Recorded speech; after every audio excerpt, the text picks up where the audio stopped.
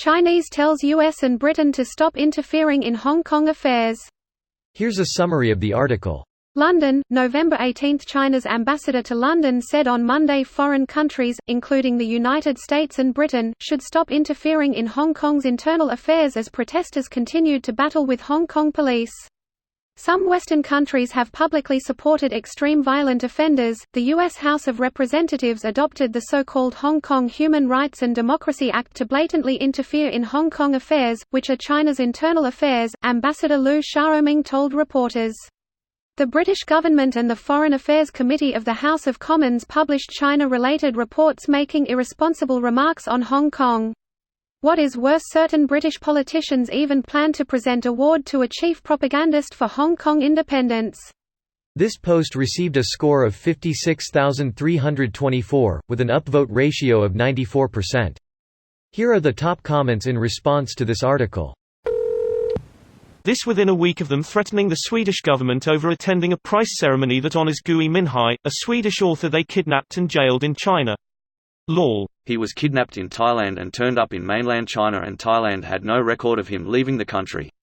If you've ever been to Thailand, you would understand why they aren't great at record keeping. Ain't nobody got Thai for that.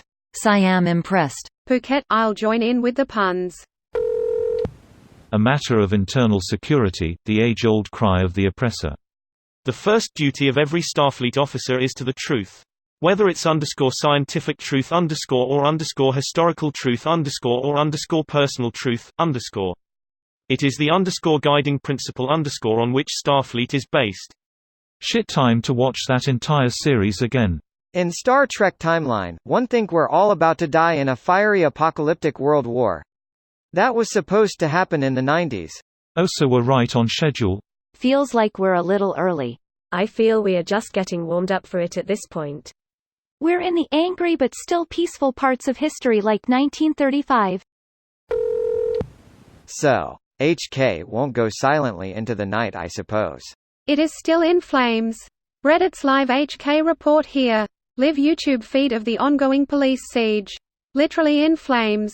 Goddamn. Stream offline. Very disconcerting. Doesn't China still have treaty obligations to Hong Kong and the UK for another couple of decades? This was brought up before. China said the treaty was a historical document that no longer had any practical significance. Ironic, considering they have been using an ancient map to justify their claim to all of the South China Sea.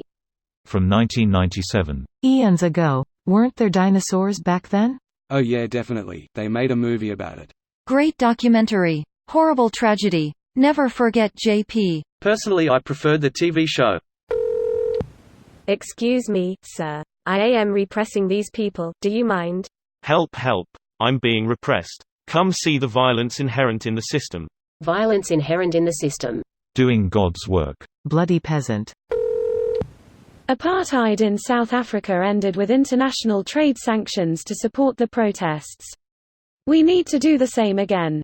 China might be scared of backing down on HK protest demands because it would encourage protests in outer regions, but if international sanctions were placed on them, they would have social unrest throughout China. There is room to push China on this. That was South Africa though. This is more like trying to leverage economic sanctions to get US to abolish Jim Crow laws. Morally sound, but of debatable practicality. This video was automatically created by Reddit to speech. The article and comments in this video were selected from Reddit according to their upvotes, and any paraphrasing was performed by smmry.com, without any human intervention.